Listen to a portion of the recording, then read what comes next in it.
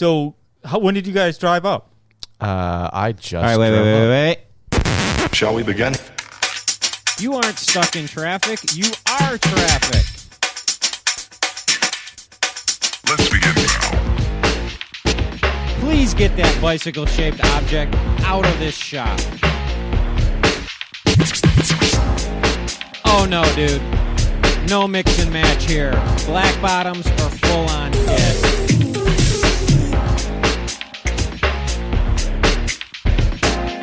Pedal on, bro. Pedal on. Let's begin now. Oh, geez. Learn the hard way. Wider is better.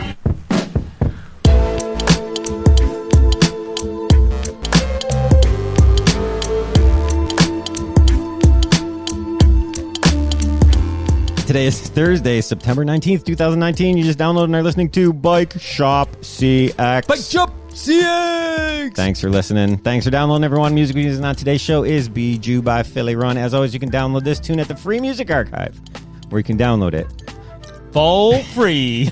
Thank you, Mr. David Fallon. Today, we're going to have a guest who we're not going to reveal yet. We're going to try and take some live calls. We're going to talk about Jingle Cross and upcoming Trek, which we're all sitting in a hotel room in Madison. Yeah. On Thursday an update night. on an email I just heard. Updating on an email. Heading to the Trek's World Cup tomorrow. That is so well, the cool. World Cup's not tomorrow, but the start of the events are tomorrow. So we'll all be doing that. So, yeah, that's enough of my habit for now. Let's get on with it. The bike shop is open.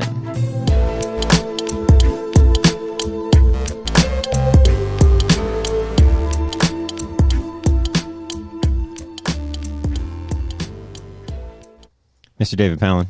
Scotty D. I'm going to interrupt you because Yeah, I go do ahead. that. That's Go what I'm ahead. here for. I know. We're I'm not used under to- I'm the used bright to it. lights. We're not under the bright lights of the Bike Shop CX headquarters studios. And now this Roadcaster board is like this glow. It's illuminate. It's like a disco ball It is indeed. Indeed. in the room. Hey, Mr. David Fallon. Yes, sir. Why don't you let everyone know who's with us? I get to say? Yeah, of course. You get all the fun on this show. What are you talking about? That's right. You do all the work. I get all the fun. And here with us tonight is one of the Pebbles himself. King Pebble, I understand. The boulders. Wow. The boulders on this man. It is John Woolery. John Woolery from the Gravelots. How you guys doing? John?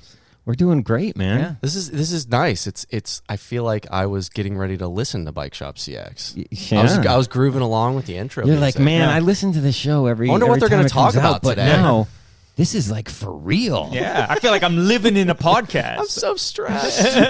So just so you guys know, I'm sending out the tweet right now. With Okay, the I'm phone, ready. with the phone number because Right. we are going to take some live calls. If So when people we say call. right now, we mean right hours ago, Yeah. maybe You're even a already- day if- ago. if you're 'cause listening to this, it's too already late. happened. But Sonny Gilbert said if we did it before too late, she Before would she call. goes to bed. So, hey, neither of you guys were at Jingle Cross. That is correct. I was. Are you taunting us? And had and as usual, as both of you guys know, because John, you experienced this last year at Nationals with me. Once a year at some big race, You gotta get sick. I have to get sick. Yeah. Gotta. So I've spent the last couple days sick, feeling better now. I think I'm going to be able to make it out to the venue for every day. So that's going to be. I feel like you were really just trying to make me feel better because I was just coming off of 2 weeks. Because on the day, well, no, I guess it would have been Sunday of Jingle. I was at Bloomington, hoping to line up. Kind a of your race. home cross race. It's a course that suits me. I mean, it's 3 hours from home for me, but Right. Bloomington's a beautiful town, Yeah. college town, and the course it's a good course for people that can put power down for Yeah. a while, and Yeah. that's something I do well. Yeah. But yeah, no, coming off of I had three days of fever and head cold and all that stuff, and it was still 10 days after, and I couldn't do it. Yeah. And Whoop said, "Whoa, slow down there, big man." Pace yourself. Yeah. I tried to pre-ride the course on Saturday, and I just couldn't keep it under control. And the morning of, Whoop thought that I did a century the day before. It certainly wasn't. It was an hour worth of effort, and it definitely wasn't nearly as deep as they thought I went. Yeah. Well, hey, speaking of Whoop, Yeah. tell us about Whoop, Mr. David Pallon. I have to tell about Whoop. Yes, you brought it up. I did. So Whoop is, I was going to say Whoop is a piece of equipment that you wear, but it's not really, because the magic sauce of Whoop is indeed the software, the analysis, the algorithm, and the data analysis that goes into looking at your heart rate 24/7 and looking at, in particular, heart rate variability, and then reporting it back to you through their different apps. The phone app is the one that most people use. Yeah. You can get as sophisticated as you want, or you can do red, yellow, and green, whether you got to stop and take it easy today, take an off day, or maybe be a little bit cautious on your day, or go full bore at it. And so Whoop is offering listeners of the Wide Angle Podium a discount if you go get us either a 12 or 18-month subscription. 15%. Go to whoop.com. Use the code word BikeShop. Bike Shop. So they know we sent you. Or Gravel-Lot. Or what's your guys' code? Pebbles. Pebbles. Yeah, Okay. Pebbles. Or Pebbles. I was going to let you guys you can be do nice. Pebbles too. Either one. I was going to let you guys have the credit for that one. You've had input. You're having input, so you get. So either one, and you get a 15% off your. What if you put in Bike Pebble? Do we each get like half credit for that? Just keep typing different things, maybe. Hope for the best. Yeah, and go check it out because it's a really cool thing, and they've been a great supporter of us for a little while now. So that's kind of cool. Yeah. So, all right, guys. So we're going to talk about some World Cup stuff. We're not going to do a lot of tech talk on this show. A little bit, maybe, because I was pitting for Tyler. If we get pulled into that, I wasn't pitting in the World Cup, but I pitted for the other races that he was in. But before I want to talk about this and see what you guys think about this. I've been hearing lately a lot of people questioning and talking about Jingle Cross and Jingle Cross specifically, but even more in general, like what's going on in cyclocross. The dwindling crowds and the kind of not as many people there. Have you guys been hearing any of this, or people wondering about this, or been wondering about it yourself? Here's my thing. I think most of us remember the videos of Adam Craig nose wheeling around the turns at Jingle Cross, right? Yeah. We all remember Packed those. with people. The people are 5 deep in that video. This past weekend, it was a World Cup, and it's not even full of a single row around that area. Yeah. So analysis? I think that's very telling. That's problematic. There's a lot to unpack from that. Yeah. And when you texted me and I just, had my 8-hour drive up here, so I had a lot of time to think about this. But thinking about the difference between a World Cup for the United States versus a World Cup in Europe and the infrastructure that's there and things like that. It's like comparing a pickup basketball game to an NBA game. I agree. Just because of everything that's there, all of the planning, all of the people that are putting something on. But in the United States, we still have races that are essentially being put on by a couple people with volunteers and begging and pleading for local support. It's not big pro organizations. Correct. And for the most part, there are professional people doing it. But I know what you're saying. And don't get me wrong, it's amazing that the United States has put itself on the map enough to get World Cups, and we get them at the beginning of the year. And I get why we get ours back to back because of travel and making sure that Europeans can get here and all of that. But we just don't have the infrastructure to really push it, to market it. It's cyclocross in the United States is a completely different animal than it is in Europe. Right. And say what you will, I came into cyclocross around. Hang on. Hey, what's that noise? Scotty D. Yeah. Good afternoon. Who is this? This is Dougie Fresh. I thought it might be. I can hear Sonny in the background. Sonny's in the background every time we talk lately. Well, she has a very distinguished cackle. What are you guys? Okay, so it's Thursday before the Trek World Cup. What are you guys up to? Yeah, we just left the venue. Shimano Neutral Support graciously our build kit came in today to a series of events, and they jumped on and filled up her bikes with all new GXR components. 2 bikes in 2 hours. So you are now sponsor correct. We are sponsor correct. Yes, sir. Nice. Nice. And now it's time to go find a grocery store and get some food. Excellent. Did you have a question? Or are you just calling to say hi? Oh, hey, did you hear the comment about the update to the dangling lever? Yes, I did. That it wasn't quite the parts weren't quite the same. Yeah. Yeah, but they still fixed it, so that's good. Quite honestly, we couldn't think of a question, at least not one that we could think of that would stump you. So we were just calling to say hi. No, that's good. I'm glad you called, and that's why we called you back, because we wanted to say hi to you guys. I went by the Pactimo trailer, but you guys weren't there earlier. Yeah, I was doing a clinic. Oh, I should have signed up for that. She was working a clinic over at Badger Prairie For a local team. for a local team, and I was probably in the Shimano tent knocking out these bills on her bike. Ah, Excellent. All right, guys. Well, you guys go get some food, and we'll come and talk to us at the Wide Angle Podium compound tomorrow. We'll come find you. Done. All right. Talk to you then. All right. Yep, thanks, Ed. talk to you.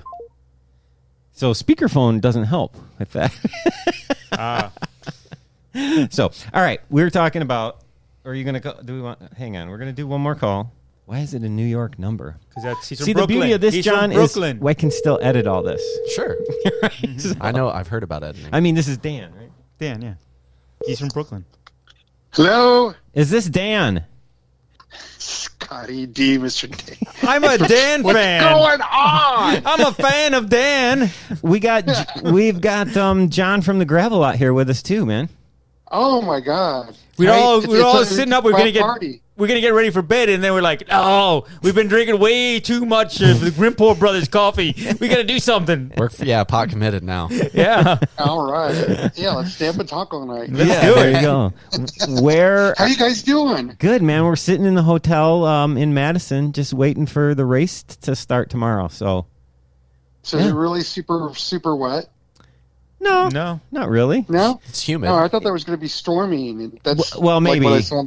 That hasn't happened yet. Not that I've seen. I think so. last time I checked it, 55% chance Saturday. Yeah. yeah. So, yeah. Ooh. so we'll see. Ooh. Yeah. We'll We, see. we We'll see. traveled Okay, through that- some rain on the way up here. Did you travel through rain on the way up here, John? I just missed a lot of it. Yeah. There was a lot of places where the toll booths and stuff were wet. Yeah. But I never hit any of it. Yeah.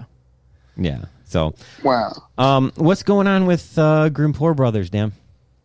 Oh, all kinds of stuff. We're blowing up the Sonny Gilbert coffee subscription, and let's get some coffee subscriptions for Caroline Mini. You guys are selling a bunch of coffee, so I have to write a big check to Rat. Please buy Hello Psycho Friends coffee. Buy the full Schleck. It's great. It right? is. It Yes. is. We can Right. all honestly say that.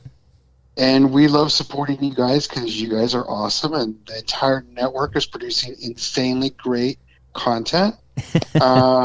Seriously, So this is really why we called Dan. That's right. You Right. guys needed an Right. ego Yeah. boost. it's for the hype man. You're actually the 10th caller, but the first 9 were just They were terrible. just critical. We just Right. cut them out. Save the best for last. Well, that's cool, man. I was glad you called. I wish you were up here for this, dude.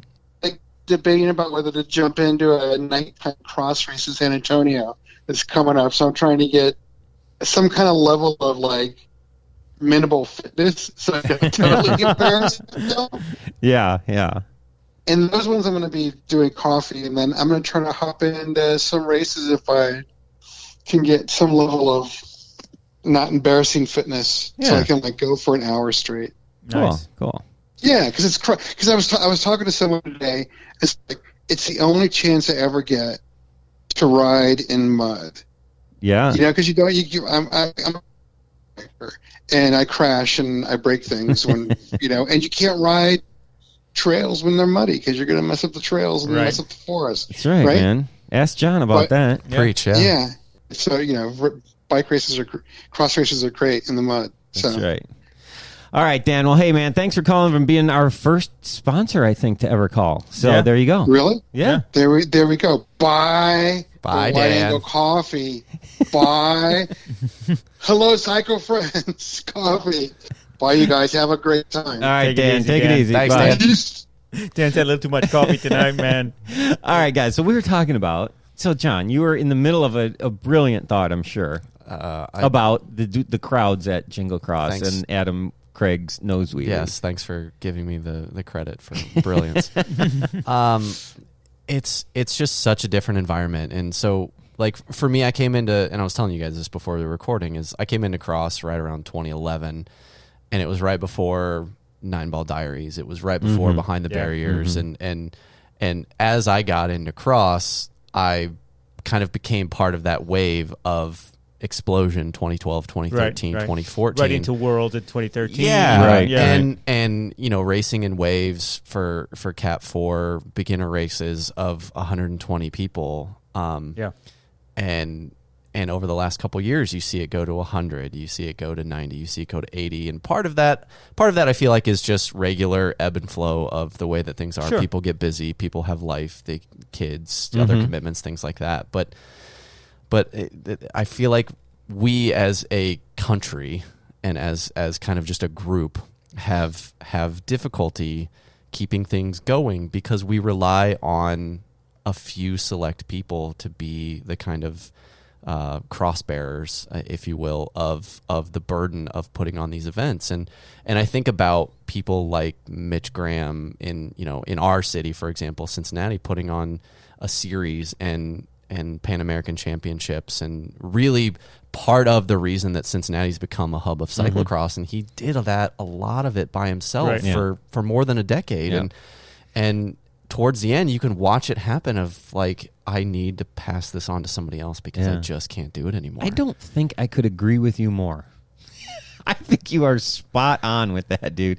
I think, like you said, we have always relied on a very small group of people, and now that group of people is starting to get burned out a little bit. Right. And the interesting thing that And comes no one's up, stepping up. the interesting thing that happens is Doug and I talk about this a lot on our show specifically because we want to get more people on bikes. We want to talk about all things cycling. We want to talk about getting more people involved, period.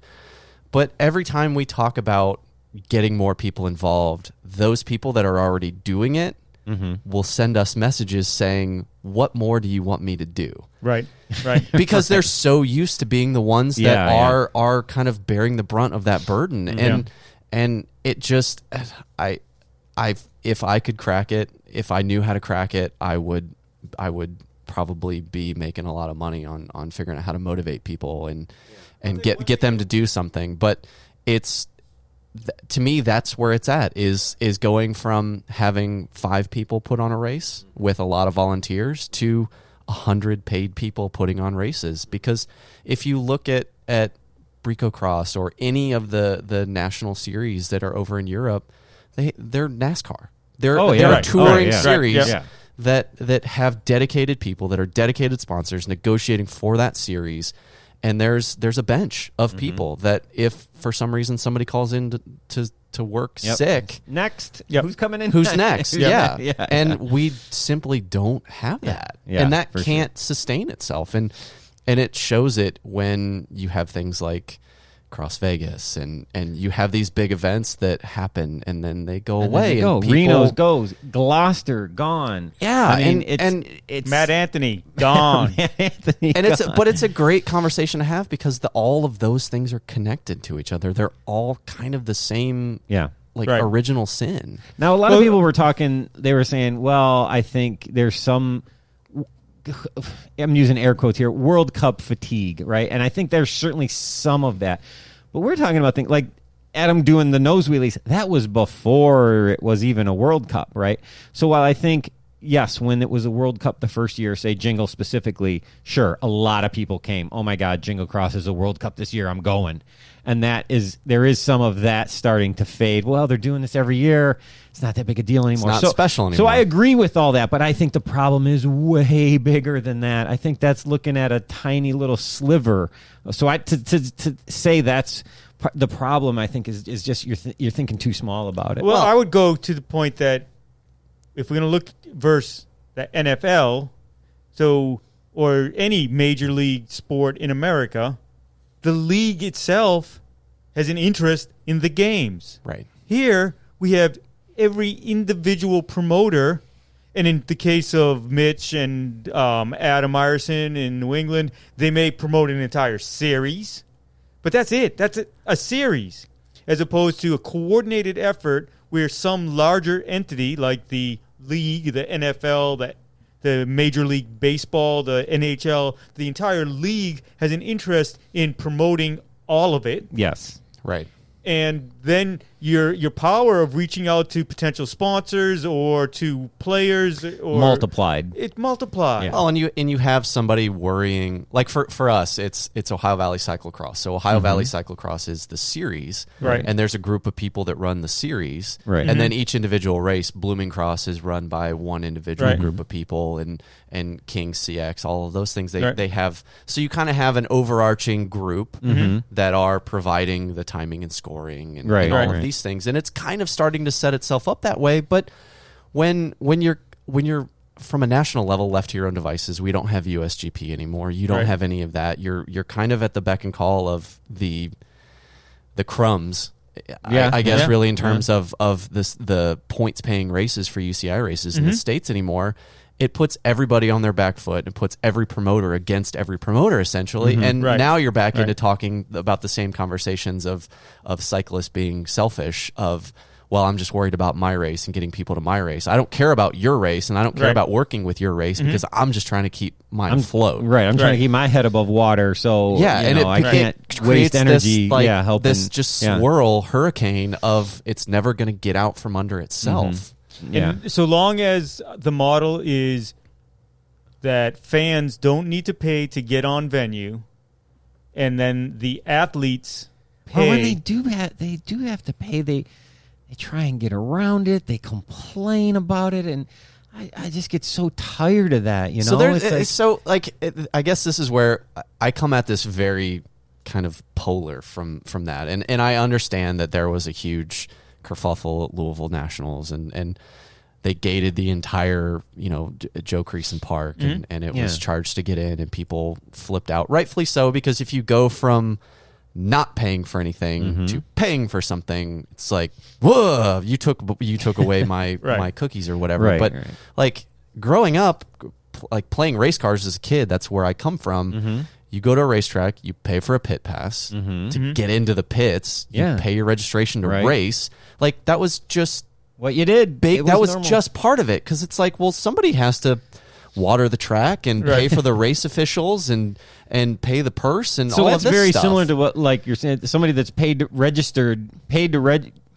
registration to race, and then has to pay $5 Yeah. to park is complaining about. You're like, yeah, that's other sports. It was just that's no big deal at all. It was just part of what you did, and, Yes. and it was just Yes. viewed as the tax for doing that thing, Right. And And as long as it's reasonable, they're not gouging you Right. or anything like that. I mean, it's $5 at Eva Bandman. I mean, for a lot of times to park, it's like, okay, yeah, right, Cool. absolutely, Fine. right, Yeah. right. So, but yeah, it 'Cause, seems like let's think about what we have in our bikes and what we have in registration. Like exactly. $5 extra. It's not. Right. Just Right. don't get make your own coffee Yeah. that morning. Yeah, And I don't think that everyone deserves to be paid to race their bike either. We should not be paying, and I may be controversial at this. I'm just and I'm write your right now letters. for anyone that can't see it. I'm just smiling right now because I agree with that statement. Right? That the Cat 4 55 Plus, that's where I am, by the way. The winner of the Cat 4 55 Plus race. Is that an elite race? Oh, yeah. Yeah, Cat 4 elite. Cat yeah. 4 Oh, so 55 we're plus upgrading elite. the elite. 'Cause I thought it Everybody's was just elite. Cat 5 elite. Right? everybody Deserves to be paid to race his bike. If I win that race, I should be getting a trophy and 100 big. It has to be a big check for sure. that I can, because my sponsors Right. that I deserve because I won a Cat 4 race. They care about that. They exposure. care about that picture For of me sure. with my bike on the podium. Right? So obviously I'm being facetious here, and yet we have created a culture Yeah, where if you put on a race and don't pay out money to people that, in my opinion, don't deserve to be paid, then there's all this pushback that, that race, they don't know what's going on. How do they expect me to pay $20 to race my bike and Yeah. not pay me? Yeah, there's definitely a cultural shift that needs to happen, and it's it's one of those things that I kind of define as like pulling the chocolate chips out of the cookie dough, because it's so, at this point, it's so ingrained in who we are as a cycling culture in the States. Yeah. That at this point, it's literally pulling out one chocolate chip at a time. You have to destroy the dough, basically, to get right. Right. Yeah. So I mean, go to the NFL and say, I play Pop Warner football. I deserve to be paid. Like, I need an endorsement contract. Yeah. Yeah. I need my cleats for free. That's right. For the exposure that I'm giving Nike. Yeah. Yeah. I think those are all legit stuff. I think another problem is, and maybe just discuss this for 1 second, is our races basically aren't thinking of spectators coming. Everything is designed around the idea that everyone that's coming to this race is going to participate in the race. And no real, not a lot, I should say, of consideration given to let's just get people to come and watch who are just interested in watching cyclocross and watching bike racing. I think we have almost none of that. So I would go back to, it's a great point. And it's definitely one of the kind of hierarchies of survival of promoting any sort of event. But if you're busy just trying to get food, water, shelter. Yeah, right. How can you worry about going shopping at the mall type thing? Yeah. No, and I get it. I mean, that's they gotta get those people to come and race and all that. But I just think it's weird to me as somebody who does not race. Every time I say to some race promoter, I'm going to come to your race, they're like, "Oh, good, there's still room in this race and this." I'm like, I'm not coming to race. Well, that's a revenue stream. I'm going to come watch your race. I'm going to watch what the pits do. I'm going to talk about your race on the podcast, and hopefully that will bring more attention. There's other value there besides my $40 to race. Right. So I think we're completely missing out on that. But I agree with what you said, John, because they can't. There's not enough bandwidth to do all that because it's a small number of people doing a huge task, and this is the primary source of income, and they got to just concentrate on that. So, I mean, you go to David, back to your NFL thing, is you just think about the staff that NFL corporate would have, right? Not even like, so my company deals with the Bengals for some promotion stuff, and the volume of people that we have access to just from a promotional and customer engagement perspective, it's crazy, and it's just one of the teams. So NFL deep, marketing bench deep, PR bench, like deep bench across the board, just from a high level sporting profession, and then each individual team, or I guess in this case, you could like they could be, the Bengals could be a race, for example, Pocono, Daytona, whatever, if you want to compare it to NASCAR. 100 people working on that specific thing, and when you get to that point, you can have a fan zone, you can have all of those things that are meant to TV commercials and radio spots and outreach into the community and all these different things that allow more people to have visibility to, like, football is a cool sport. I want to be involved in. Like, again, it's that same thing of if no one knows what the heck cyclocross even is, how are they? Right. And this is one of the things that you guys... as us, if we can't even describe what cyclocross is to somebody to where it makes sense outside of saying, well, it's like steeplechase, but with a bike. And, it's one of those things that we as a kind of culture need to do better at kind of advertising and promoting ourselves from within. And so we need our elevator pitch. People. Sure. And we need, as you've talked about on your show, the gravel lot. Did we mention that they're on the gravel lot? Yeah, I think so. The gravel lot with John and Doug. You guys should subscribe. We should. Have we done that yet? Yeah, we have. So I give you guys money every month. As you guys have mentioned, we have to be looking for more non-endemic sponsors, right? Yeah. Yes. Because what's up, Kroger? Because we talk about, Craig North is going to be here. Yeah. Craig North, before he retired, was marketing at Kroger. Yeah, well, there you go. Kroger's in our hometown. Yeah, I know. And their home office is right between Doug and I's offices. And that's where Craig worked for many years. Anyways. Speaking of non-endemic sponsors, let's talk about Works. Let's Let's. Because we want to get on become endemic. and yeah, we want to get on and talk about the race at Jingle some too. But yeah, Works I think is a great example of that, and they make what, Mr. David Palin? I know you wanted me to say the Hydro Shot. Yeah, and I will talk about. You're going to talk about something else that you bought. I'm going to talk about other cool things that they bought. Okay. that they build. That I went out based on how confident I am in the Hydro Shot. Mm-hmm. The Hydro Shot is a power washer, works on a 20-volt battery. Yep. Rechargeable. The battery that comes with the unit that we all have it's a 5-hour charge. Yep. They do make a 1-hour charger, quick charge, and they're interchangeable. All the batteries on all their different tools, interchangeable. So I went to Your Clean Bike, YOURCLEANBIKE.com, yourcleanbike.com, and I picked up more batteries. Yeah. And because it's the one that it comes with is the 5-hour charger, I picked up the 1-hour quick charge. Mm-hmm. Uses the code Clean Bike, CLEANBIKE. Clean Bike, and I got 15% off. Boom. Bingo. And you bought a hedge clipper. And I bought a hedge clipper. And with that, 2 more 20-volt batteries. Yeah, well, I've done the same thing. I bought the 4-amp battery, so it doubles the life, and I bought the quick charger for that. So, but yeah, the Hydro Shot is just an awesome tool. I used it at Jingle Cross. Yes. Okay, Jingle Cross. You had the opportunity to use the power washers in the pits. Yes. And then you went back afterwards to your van and... Well, people always think about, this is a great thing for the pits, and personally, I think the pit power washers are still the thing to use in the pit because you got enough stuff to bring to the pit and they're already there and you can just use them. But there's all kinds of other times when you're like when I'm pitting or when I'm supporting someone at a race. There's many other times when I need to clean their bike. Yeah.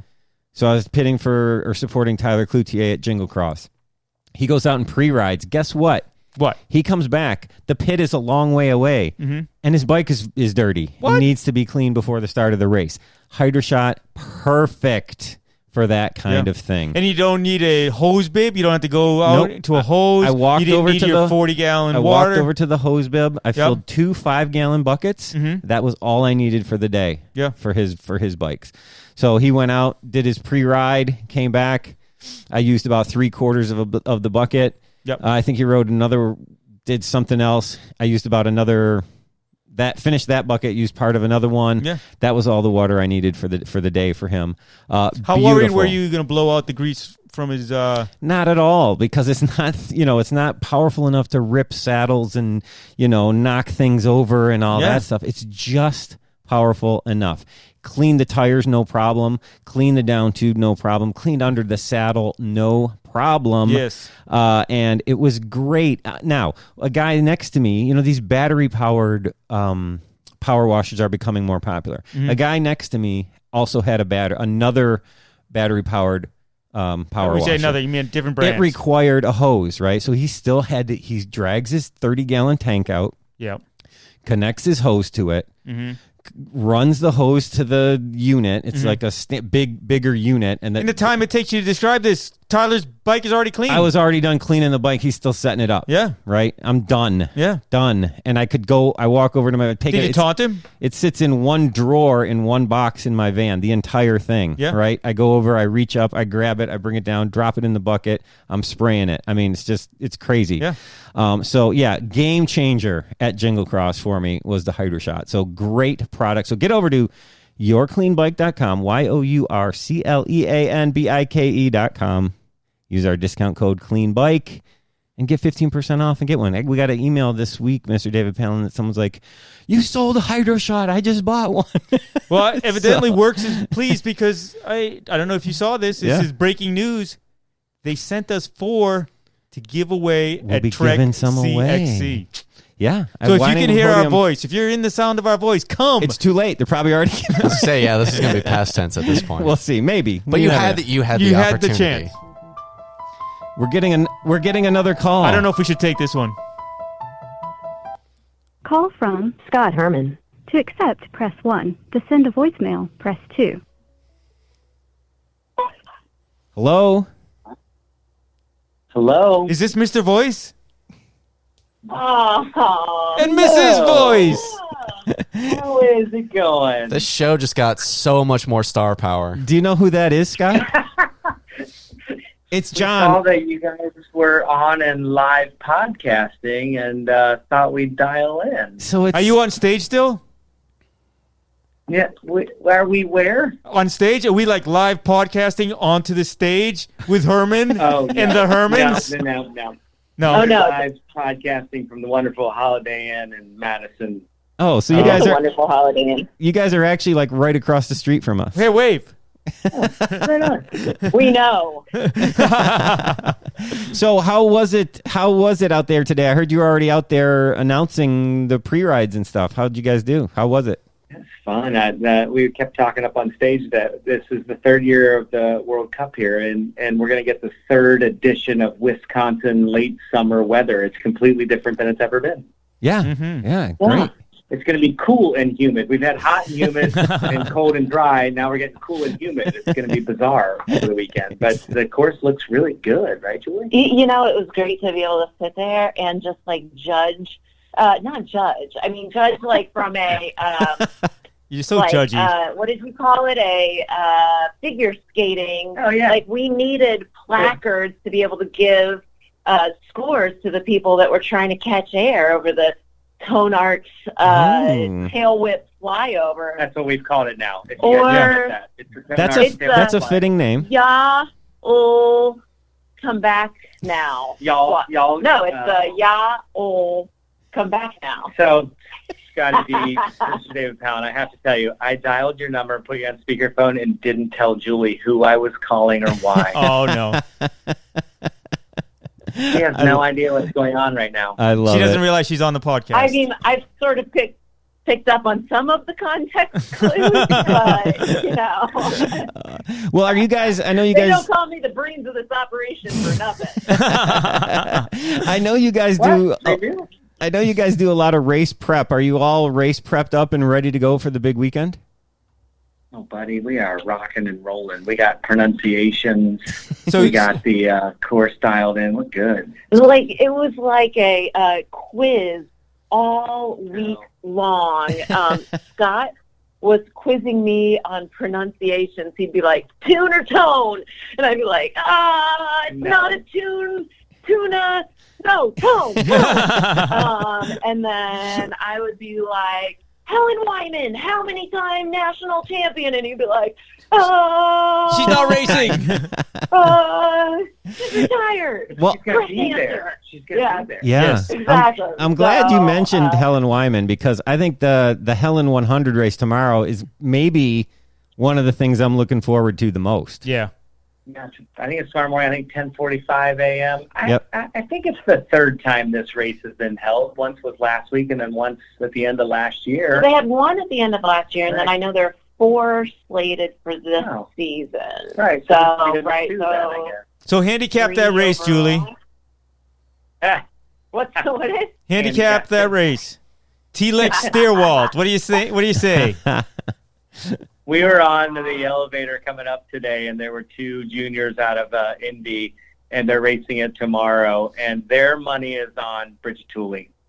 All right. Yeah. Okay. I think the smart money is on. Well, she can hop full UCI height barriers now. Bridget Tooley can. So, That's crazy. So awesome, Yeah. right? Oh my goodness. Yeah. but it's cool. No, I don't know if you guys were there tonight. I got to tell you, I was. People didn't show up tonight between 4 and 7. They missed out because at 5 o'clock, Trek brought out pizza And free beer. beer Wow. for everybody.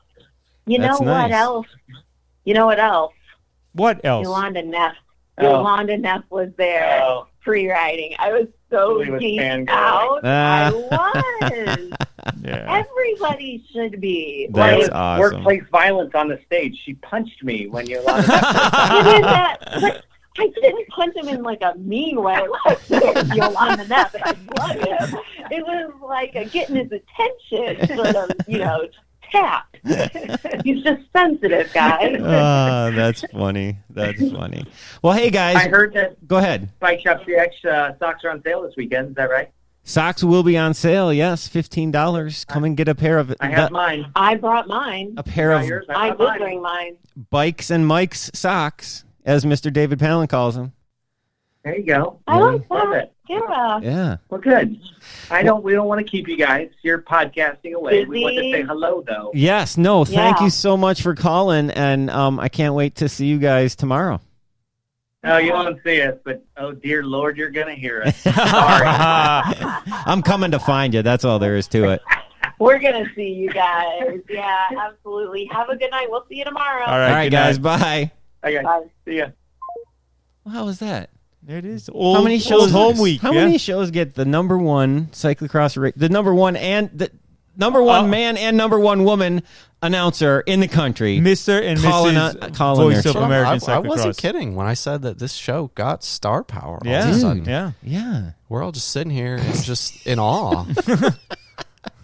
Wait, are you retweeting the number, John? Is that what you're doing? Yeah, but now to be fair, like following Scott's Facebook and his Twitter all week, he has been very open with posting how much he prepares. So Oh, yeah. it's for crazy. all of the budding and current announcers out there, if you haven't friended Scott Herman or follow him on any sort of social media, you should, just for the fact that you can learn how to do it right. Yeah. I mean, it's And I have called myself an apprentice to the voices, Mr. and Mrs. Voice of American Cyclocross for years.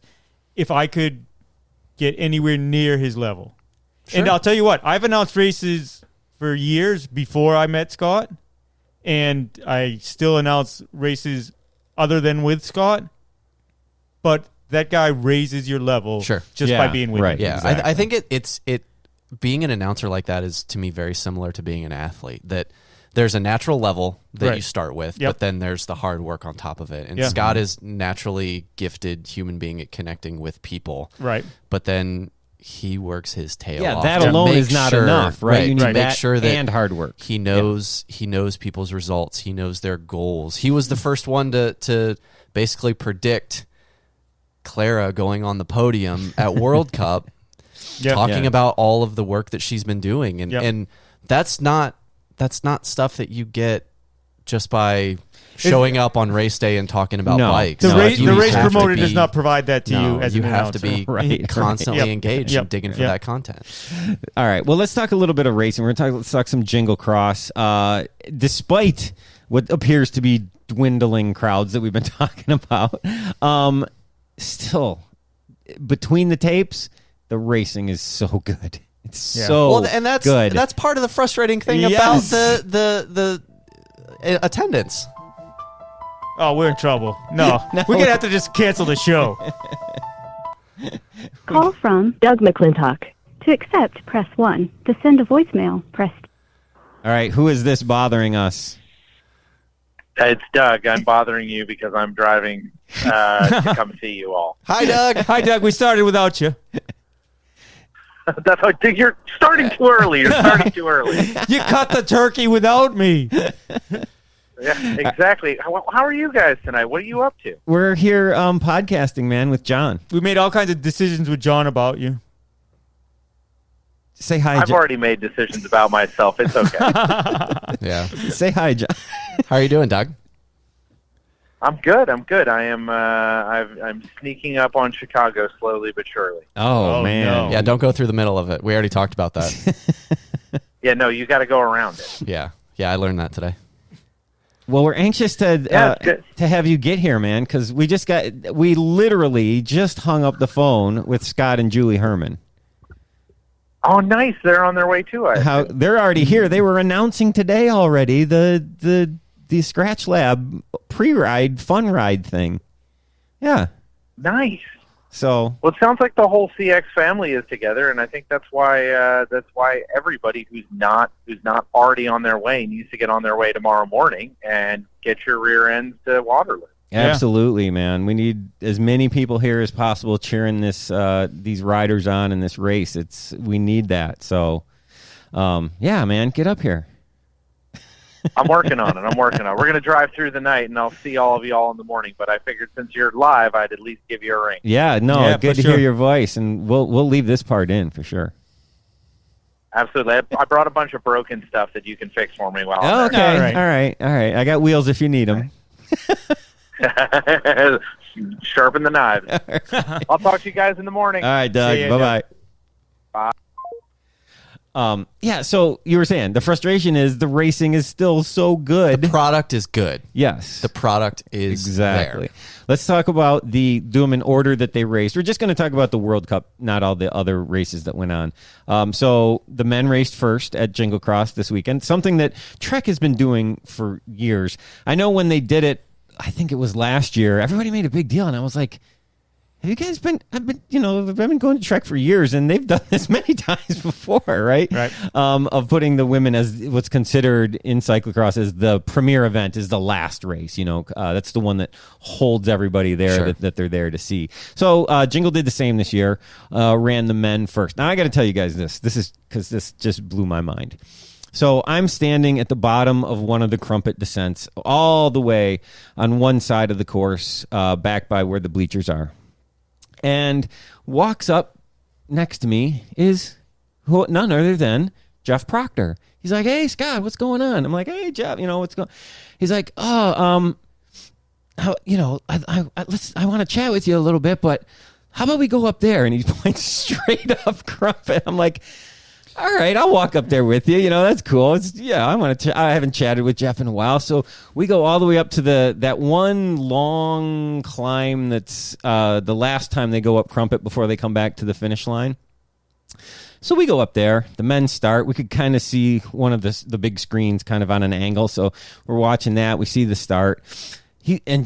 Jeff watches a cyclocross race like a scientist. I gotta believe he at, watches it different than all of us. Exactly. Yeah, oh, sure. Right. I mean, it's like just craziness, and you can just see his mind working over everything. He's seeing so much more than what I'm seeing, for sure. And so he watches, and the men come around. They come around. The whole group goes through, and he looks at me, and he's like, "Iserbyt's going to win." Swear to God. And this was lap one. Lap one.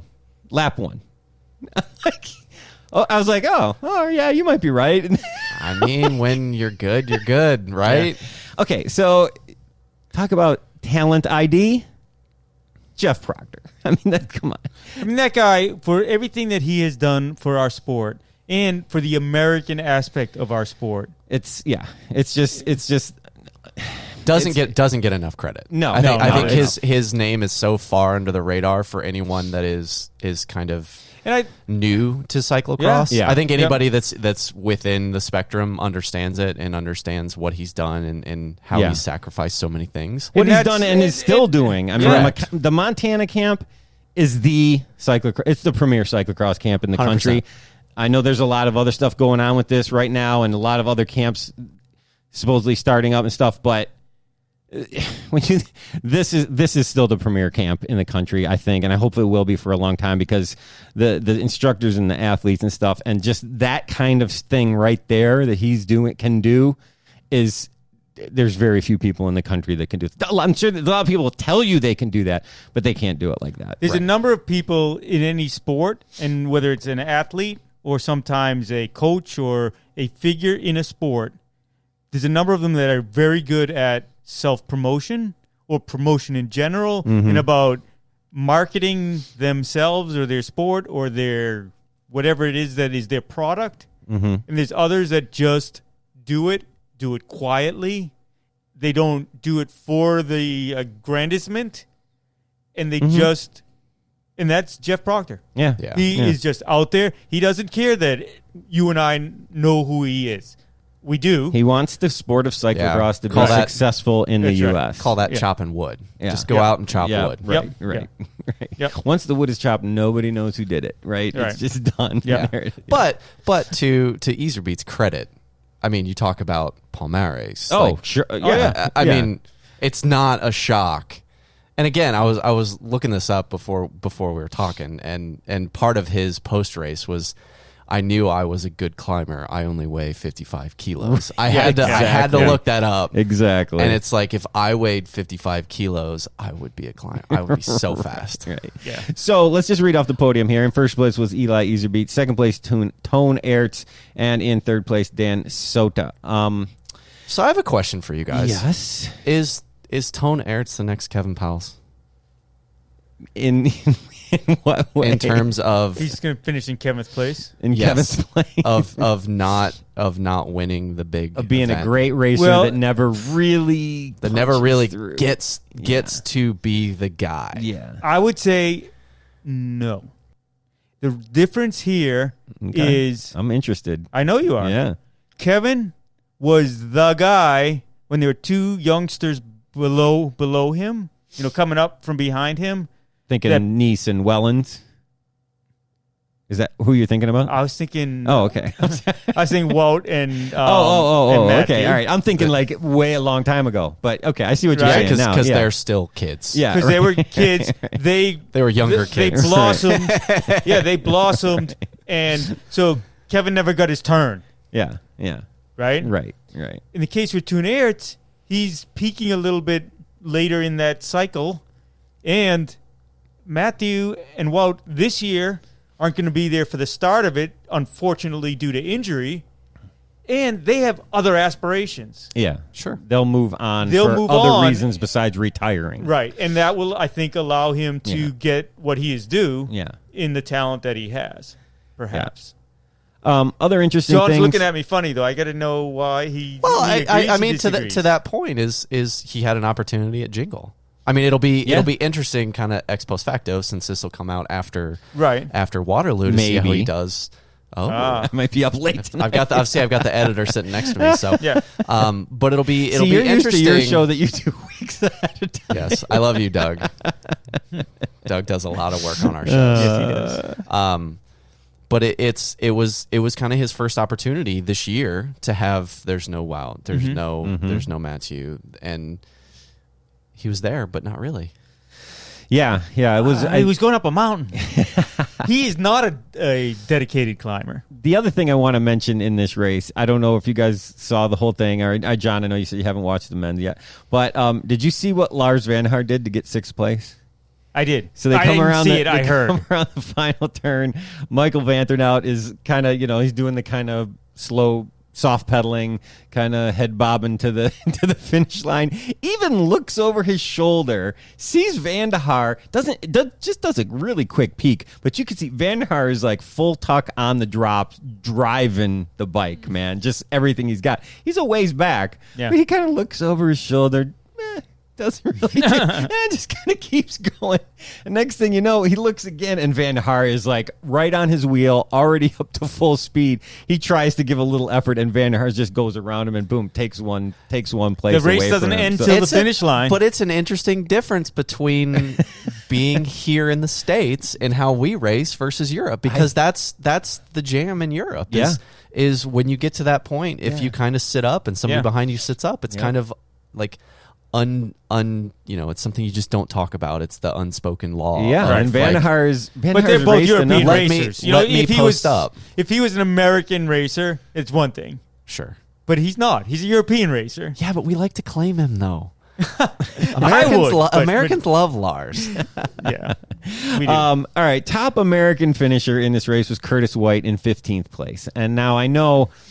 There's people talking about, maybe we shouldn't talk the top American because we want Americans to do better. Let's not give them credit where credit's not due. But here's where the top American is important. In this race, we have these world's team criteria that are out now, right? Right. If you're a man and you finish in the top 10, it's an automatic world's trip, right? It's the third criteria down. So knowing where the top American finish is important. I don't care. Right. But he did finish outside the top 10. He did finish outside of it, but he's 5 places from that still. And, it's all Belgians except for Lars in the top 10.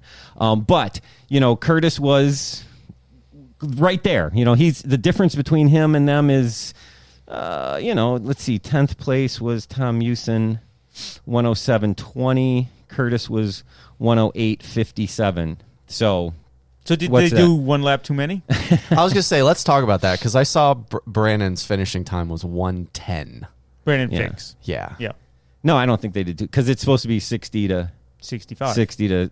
Yeah, but I mean, I guess that's a winner's time. So yeah, the winner's time is 105. So I think That's so much cyclocross. I love it, but that's so much. oh yeah. So and Gage Hecht was 18th and Lance Haydet was 20th. So there we go for the top Americans. Mr. and Mrs. Voice of Cyclocross, who we heard from already on this show tonight, Mr. Voice of American Cyclocross is saying this could quite possibly be the year of Curtis White.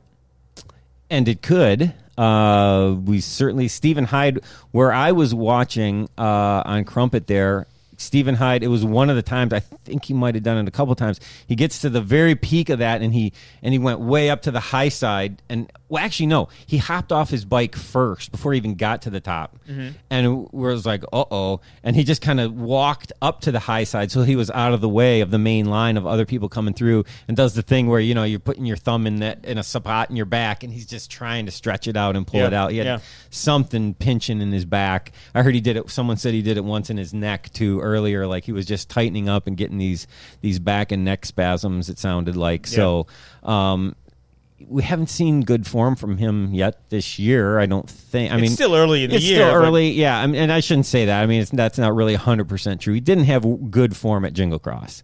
Yeah. So That's becoming the popular excuse, I feel like. I'm coming into the season soft. Yeah. So I can be good around nationals. Yeah, I guess. That is Although, I becoming mean, a it's thing. going to be very interesting because we're not going to see much of him here in the States after this. No, I think after Trek, we probably won't see him much or until Katie nationals. Or Katie Compton, they'll all be over there. So, all right. Other things I wanted to mention. No, I think that was it. Let's move on. So let's move on to the women's race. Now, this I did see the television coverage. Clara Hansinger. Unbelievable. Unbelievable performance from her. I mean, just amazing. To me, the key thing is she studied what the men were doing, was what she said she did. Yep. And had the sand figured out. She knew what to do in the sand. I believe it's And lap that was seen. 3 That or was 4 where she comes down Crumpet, knows that if you go to that right line with the speed you have off a Crumpet, right, you're going to hit that much faster. It might be a little bit farther, but you're going to hit it so much faster and with so much more momentum, you're going to be quicker through the sand from beginning to end. And I mean, she blows by like four places. Evie Richards kind of watches her go by on the right. It's like, you got to be kidding me, man. So I think that's just huge. But here's something else I want to talk about. I mean, that right there, I think is evidence enough of how smart of a rider she is. It's not all cyclocross, not always just about how many watts can you put out. It's about a lot of other things. But I was standing at that descent, that final descent coming off of Crumpet, and there was a carpet there, and so many of the women that were coming down that thing, they were hitting the carpet, and then there was a quick right turn, and they were hitting that completely under-geared, right? They were still in whatever gear they had done the climb on, right? Oh, and they couldn't spin fast enough. Hadn't upshifted or hadn't upshifted enough. Mm-hmm. Clara Hansinger, every single time, comes down that thing and is in the perfect gear and is just, if you're too low a gear, you get to the bottom of that and you can see their legs spinning out and you're like, they're not gaining anything. She comes down that, hits that, and is just gone, right off the bottom of that. You're just you're burning momentum. You're wasting all kinds of sapping free speed. Whereas if you can stay up on top of the pedals, it's like we were talking with Scott.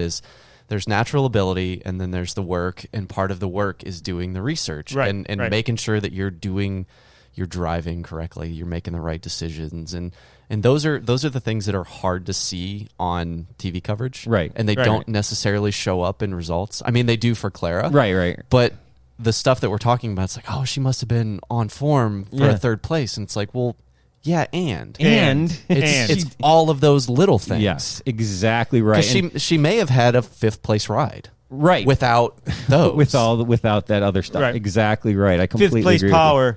and first second place driver. First place, right. So, I just wanted to, because that was actually in a part of the course where the camera wasn't showing. Right. It was, they'd show them go up that part, and then they'd pick them up as after the descent. So every now and then they'd show it in a long shot. They'd show where they hit that bottom of that descent, but only a couple times.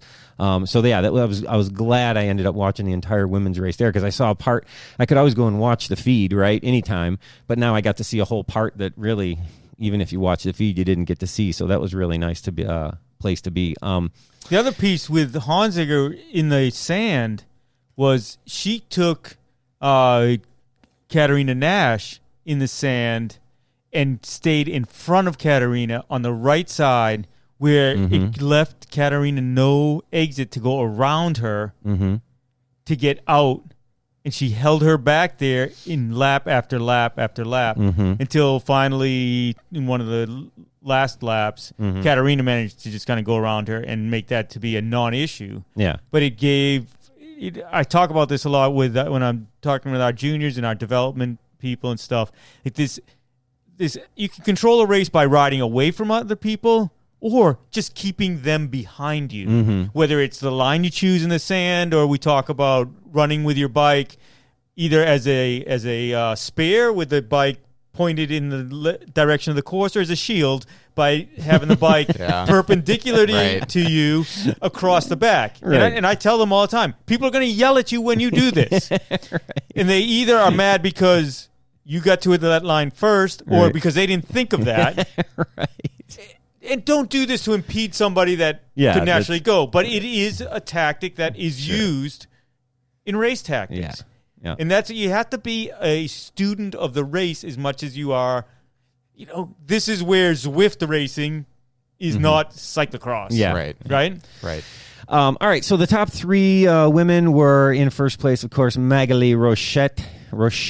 In second place, Katarina Nash. And in third place, Clara Honsinger. Clara Honsinger is the top American finisher. And for the women, they have to be in the top three in the American World Cups to get an automatic bid. So, congratulations. Going by that rule, Clara Honsinger has that automatic bid for the World's team. So, very well cool. Deserved. As Katarina Nash will go for the Americans in the world. She should, right? Her and Mani, we like to say that they're basically ours. Yeah. But we try to steal Magali Rochette from time to time as well. Yeah, that's right. So, Magali Rochette looking amazing. Continuing to look amazing, which is cool because she looked amazing at the beginning of last season, but then once the World Cups got here, she kind of faded. Yeah.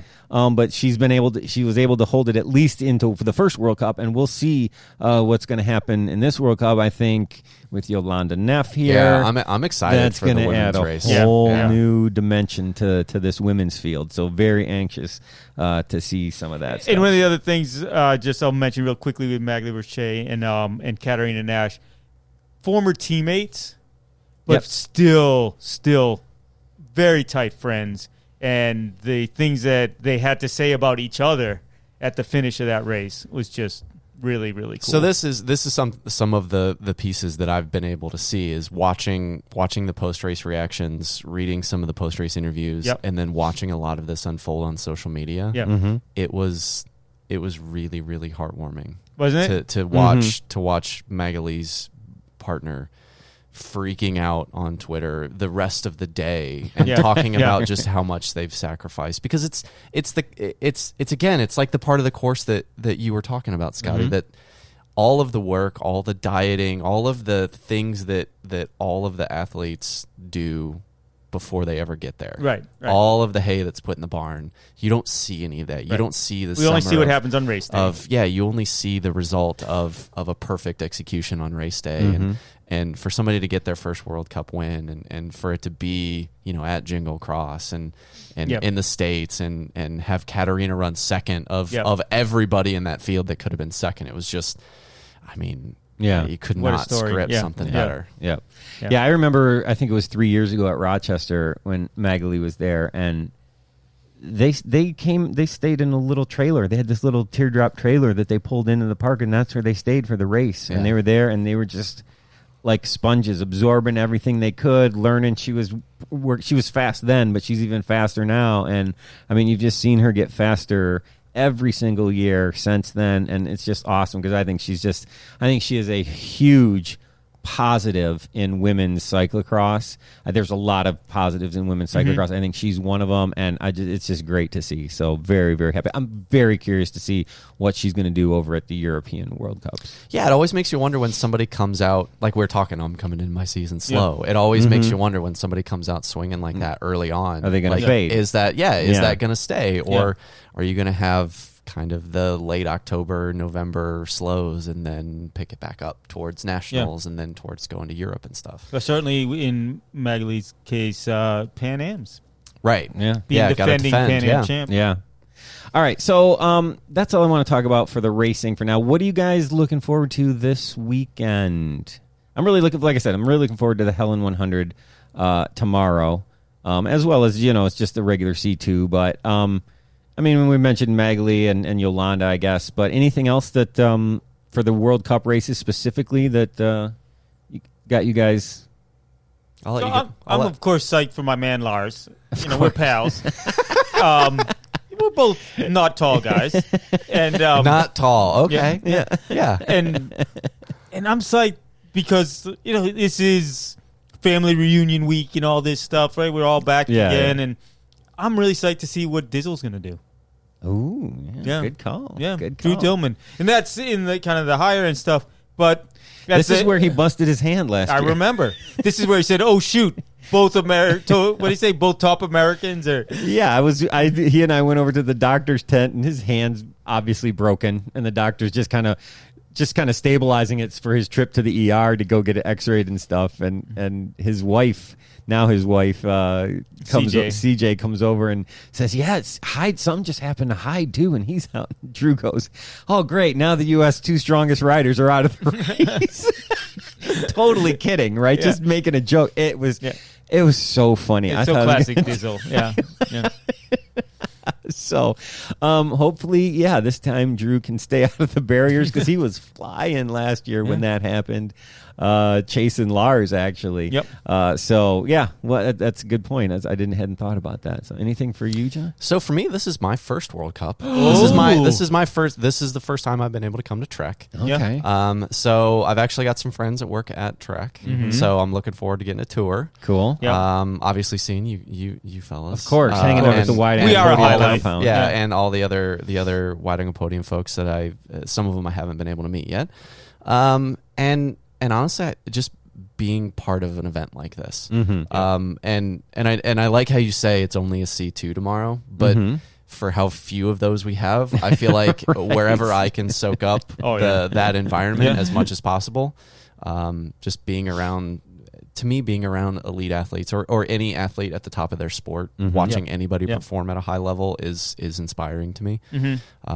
So it kind of makes it easy to drive 7.5 hours from Cincinnati to come to Waterloo to watch people ride around in a field. Yeah. No, we talk about it all the time. And I've encouraged. We have 13 juniors from the Ann Arbor Velo Club that are here this weekend, and I'm just like blown away by that. And it's certainly not at Lionhearts. It's not a Midwest Devo. We've been doing it for 2 years now. Right. Second year. Right. We have 13 kids that show amazing. Up. And I have tried my hardest to impress upon them that as cool as the Alma GP is, as cool as if you go to some of the stuff in Ohio that's not Cincy, not Kings, when you go to an event that is a C2 or C1, or in this case, a World Cup event, it's just soaking in that experience. They feel different. You do. Yeah. It's always fun for me when you get used to racing Ohio Valley CX, which is it's a premier Midwest series. Sure. You get used to that, and then it comes to Cincy CX weekend where we have a C2 and a C1, and even though it's the same course you may have ridden at Kings 55 times, it just feels different. There's a different air. And the same thing with riding the Pan American Championships course at Devu Park when we had it. It just, that environment feels more electric. Yeah. And it just feels different. Well, awesome, so, guys. Scotty, what are you looking forward to? I mean, I don't know. It's hard to say specifically. I'm really looking forward to the Women's World Cup race. I think even though both races at Jingle Cross were, I thought, really good, I think the women's was still, here's another thing we could have spent another hour talking about. Even though Wout and Matthew weren't there, we still had a men's race where basically there was a rider away at the end and rode a whole lap and a half by himself, and you kind of just watched him ride around to the finish. So, I think there's something you could dive into there and talk about too, whereas the women's race was definitely closer all the way to the end. So I just always would rather watch the women's race. So I'm very curious to see what Yolanda Neff is going to do in that mix. So I'd say that's it.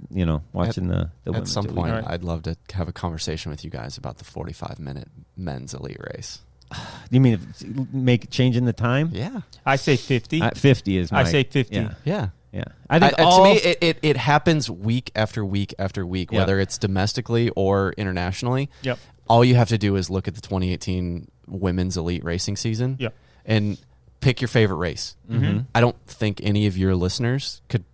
Viewers. You could put 30 races up. Yep. And I bet you would not have one race peak because so many races last year. Were freaking incredible. Yep. Whereas, Scotty, to your point, a lot of the men's races it kind of turns into a NASCAR race. Yeah. Where you sort out and then everybody chills out until it's time to go race. Till the time is right.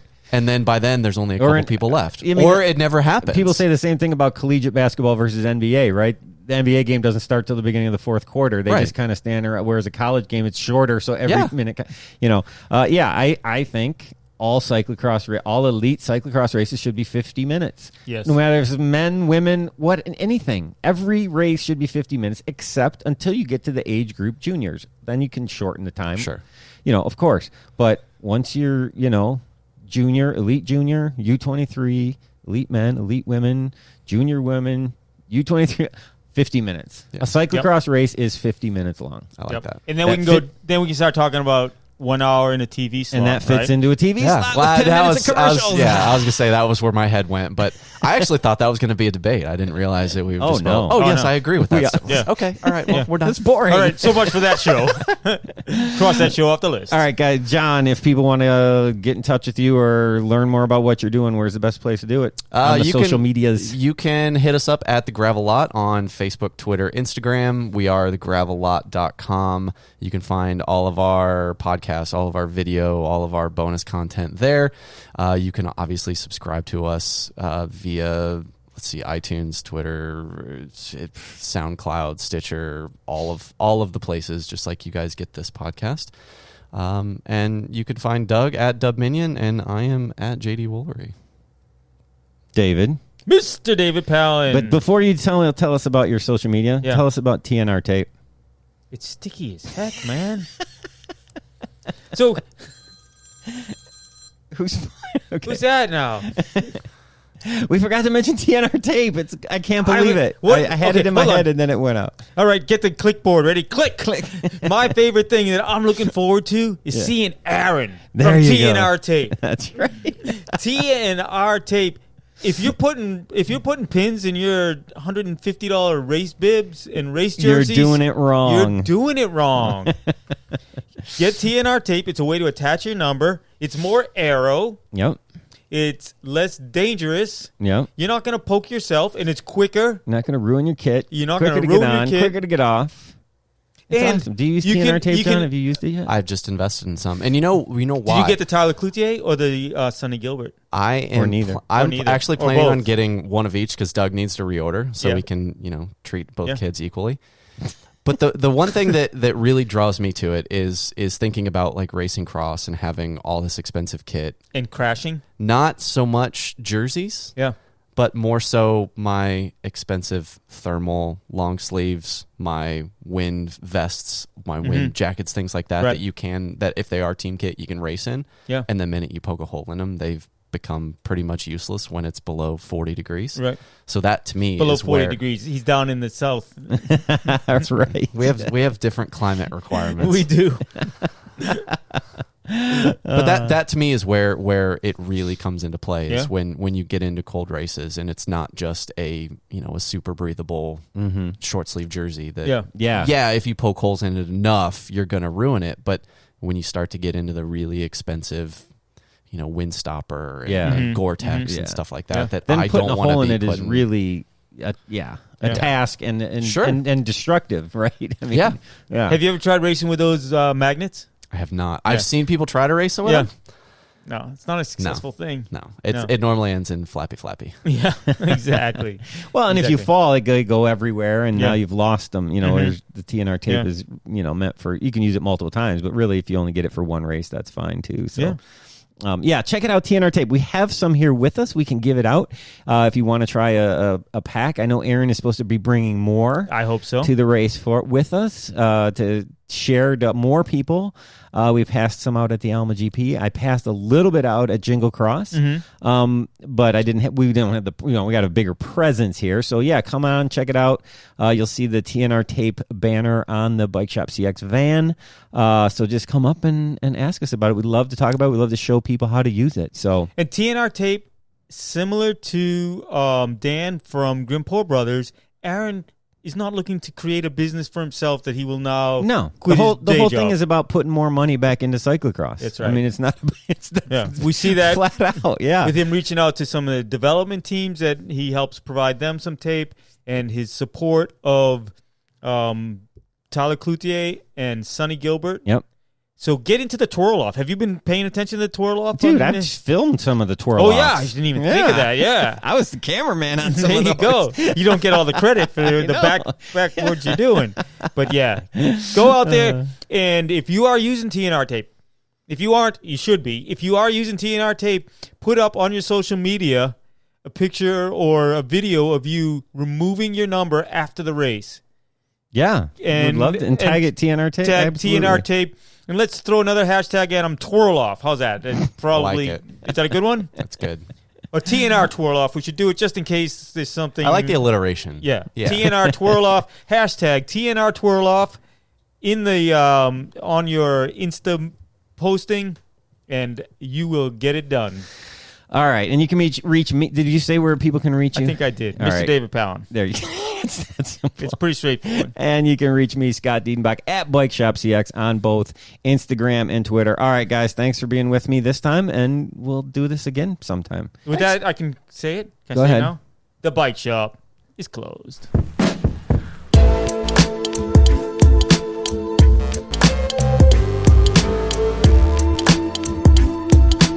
No talking now, right? Yeah, no talking now. Okay, no talking. All right, that's the show for this time. I hope everybody dug it. We're here at the Trek CXC. If you're out here, please come and say hi to all of us at the WAP compound.